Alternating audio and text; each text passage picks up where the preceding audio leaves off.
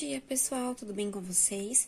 Hoje nós vamos finalizar o capítulo 5, falando sobre dois grupos de invertebrados, os artrópodes e os equinodermos, ok? Nós vamos começar com os artrópodes. Os artrópodes apresentam uma variação muito grande de espécies. Eles correspondem a mais de 1 milhão de espécies do nosso reino animal, tá? E por isso eles apresentam diversas características diferentes, mas existem características semelhantes entre todos eles, o que faz eles pertencerem ao mesmo grupo. Essas características são os apêndices articulados, então eles possuem pernas e antenas. Eles possuem também um exoesqueleto, que é uma carapaça externa que serve para proteção. E todos os artrópodes realizam reprodução sexuada, então o sexo deles é separado, onde há mistura de material genético. Então, como eu falei para vocês, é um grupo bem diverso, então existem aí diversos animais que fazem parte desse grupo maior que são os artrópodes. Bom, pessoal, falando um pouquinho mais sobre essas características, a principal característica dos artrópodes é apresentar o exoesqueleto que eu disse para vocês, que serve para proteção.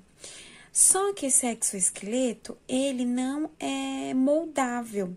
Então, toda vez que o animal ele cresce, ele precisa trocar esse exoesqueleto por outro. E o nome desse processo é equidise, ou também conhecido como muco, tá?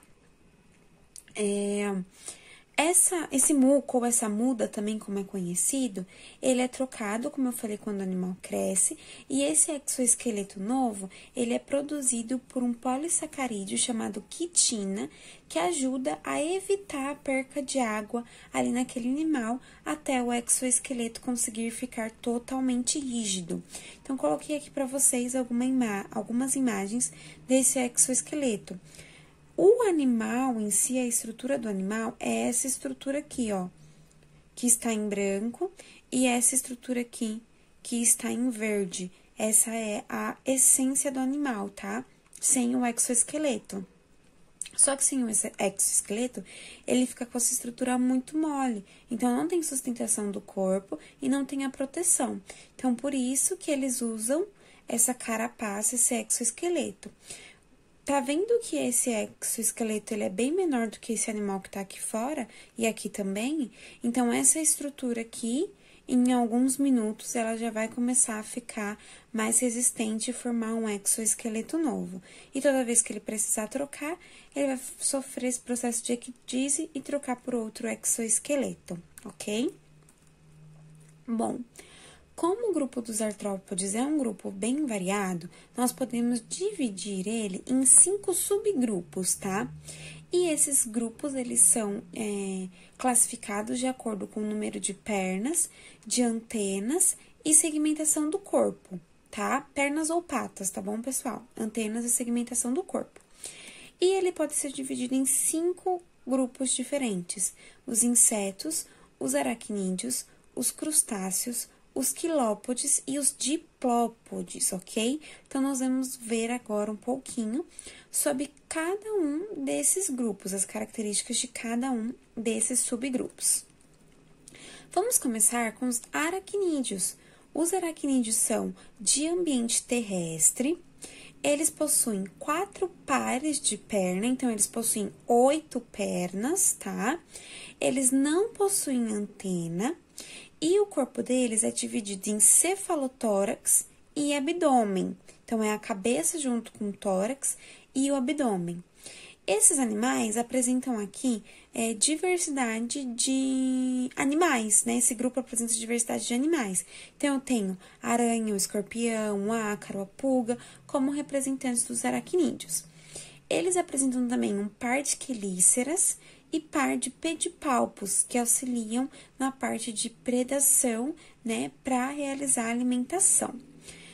Bom, falando um pouquinho sobre os aracnídeos, especificamente da aranha e do escorpião, nós devemos analisar aqui a estrutura que eu falei para vocês. Então, ó, eles apresentam um cefalotórax, deixa eu puxar aqui setinha, um cefalotórax, a cabeça junto com o tórax, e a parte do abdômen.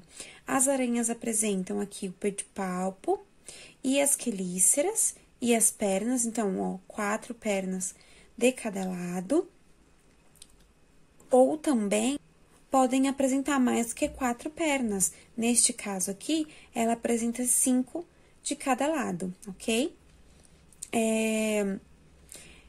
Aqui também, ó, tem a representação do escorpião, então a mesma coisa, abdômen e cefalotórax. Os escorpiões apresentam uma cauda com ferrão e as aranhas apresentam fiandeira, tá? Os escorpiões apresentam aqui o pedipalpo e as quelíceras diferentes da aranha. As quelíceras da aranha são maiores e os pedipalpo dos escorpiões são maiores. Por quê? Eles vão conseguir capturar o alimento através do pedipalpo e as aranhas vão conseguir capturar o alimento através aqui das quelíceras, tá? Percebam aqui que eu falei pra vocês que as aranhas têm uma estrutura aqui atrás chamada de fiandeira? São glândulas que vão produzir os fios de seda, que são os fios que a gente chama de teias de aranha. Então, são essas glândulas fiandeiras que vão ser capazes de produzir esta substância.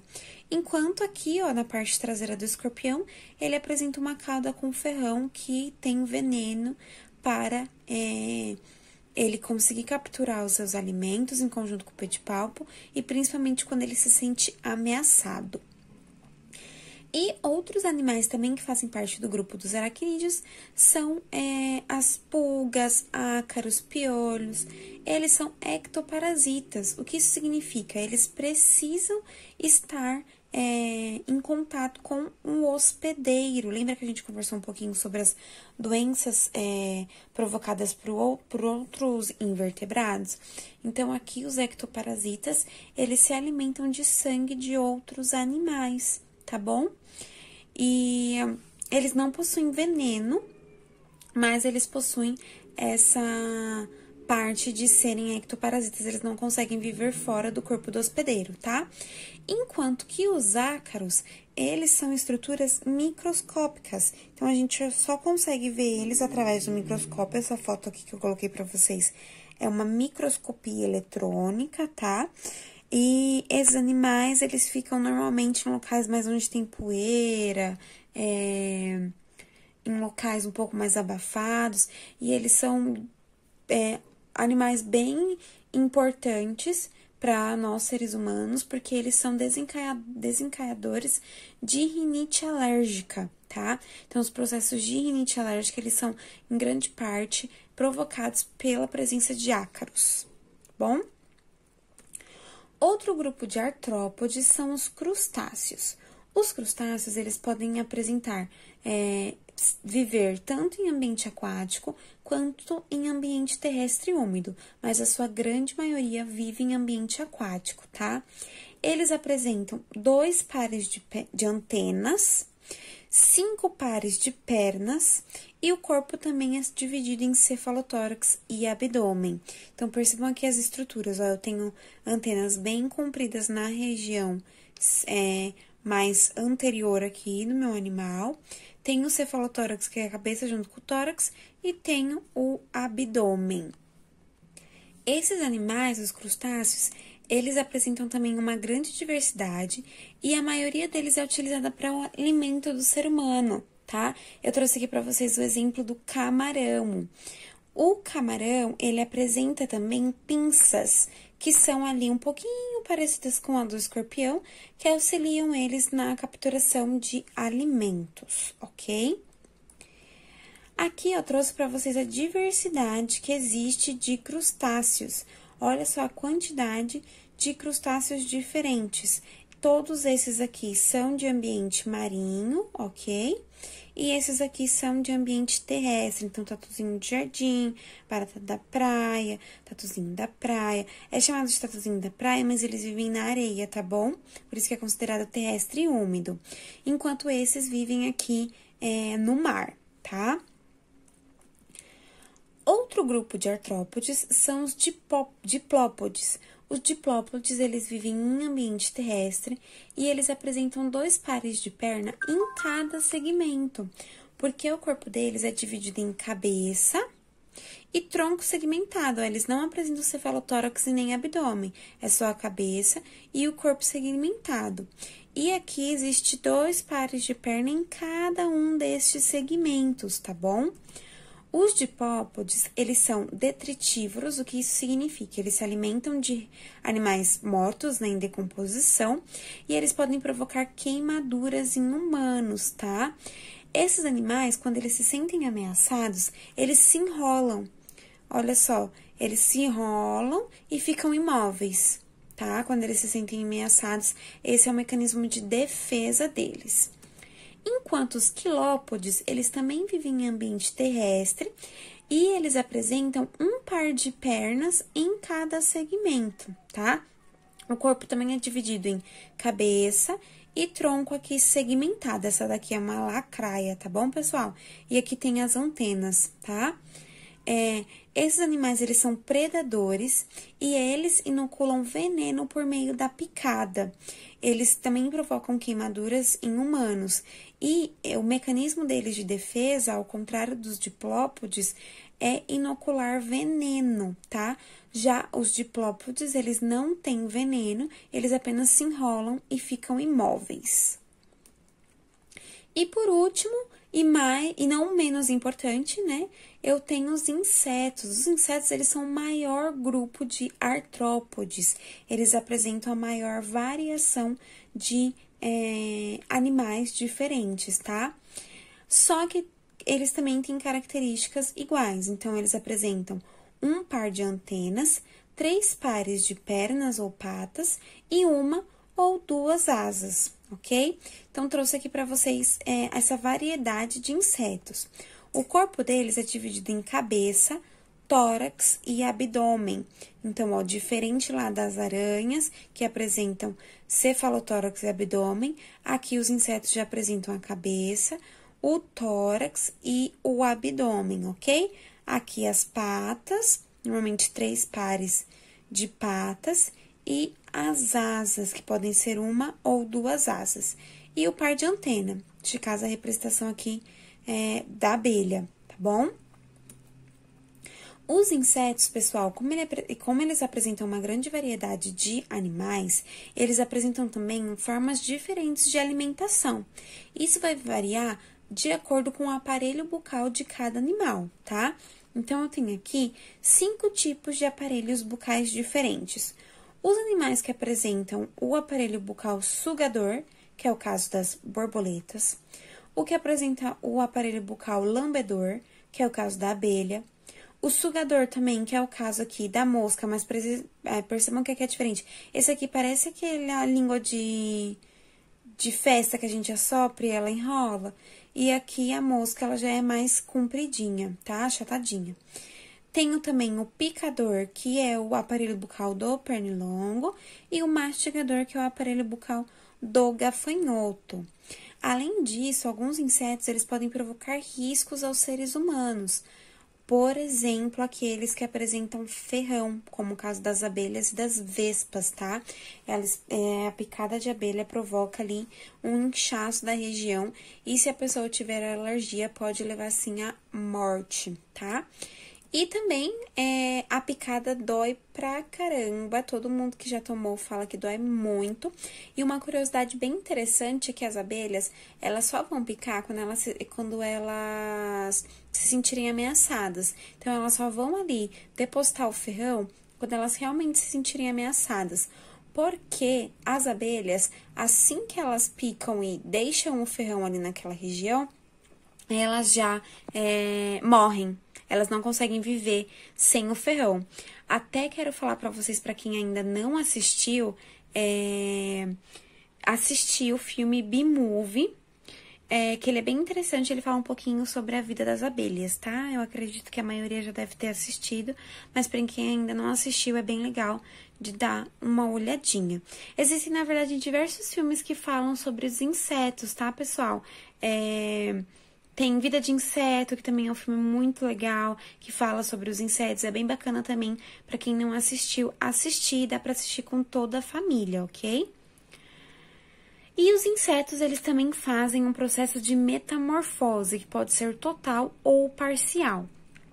A metamorfose total é aquela em que o animal apresenta estágio larval totalmente diferente do estágio adulto, que é o caso da borboleta. Então, a borboleta aqui, ela nasce como uma larva, ela se desenvolve totalmente a sua vida aqui como uma larva, até o momento que ela se fecha no casulo e consegue ali ter a passagem para o estágio adulto, que é onde ela adquire as antenas e as asas, tá?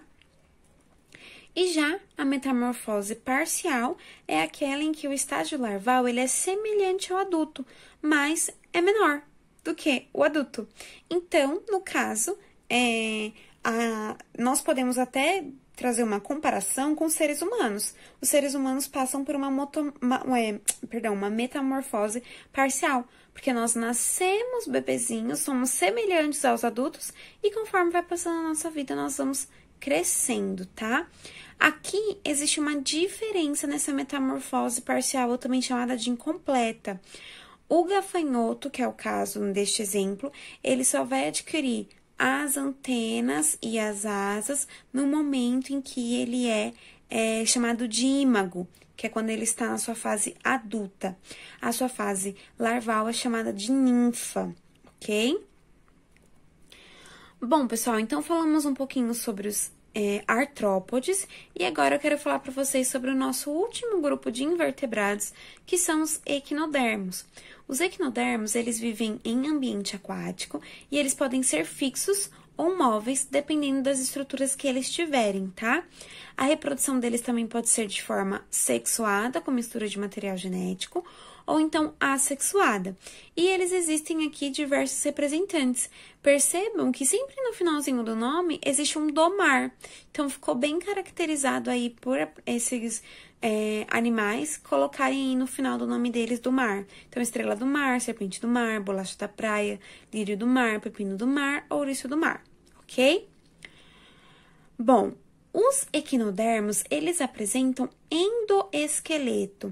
Então, ao contrário dos artrópodes, que apresentam um exoesqueleto, um esqueleto externo, os equinodermos possuem um esqueleto interno. Pessoal, lembrando que esse esqueleto, ele não é feito de ossos, porque esses animais são invertebrados. Então, eles não possuem coluna vertebral, tá bom? E nem crânio. Esse endoesqueleto, ele serve para sustentação do animal e ele não precisa ser trocado, tá bom? Ele vai crescendo conforme o animal vai crescendo junto com ele. E também existem alguns equinodermos que possuem um sistema ambulacrário. O sistema ambulacrário são pés que auxiliam ali para a movimentação, por isso que podem existir animais fixos e animais móveis. Os equinodermos também são divididos em grupos, então vou começar aqui a falar um pouquinho das características de cada um. O primeiro deles são as estrelas do mar, que apresentam ali simetria radial. O que é uma simetria radial? Percebam ali que ela apresenta 5 pontas, tá? Esses animais são carnívoros, então se alimentam de pequenos outros animais e possuem capacidade de regeneração, assim como as lagartixas. Então, caso for cortada ou perdida ali uma parte desta estrela do mar, ela consegue se regenerar, contanto que não entre em contato com o seu disco central, que é esta parte aqui, ó. Apresenta o disco central, os pés ambulacrais que fazem, a movimentação. E aqui, ó, elas apresentam estômago, apresentam ânus e apresentam essa simetria radial.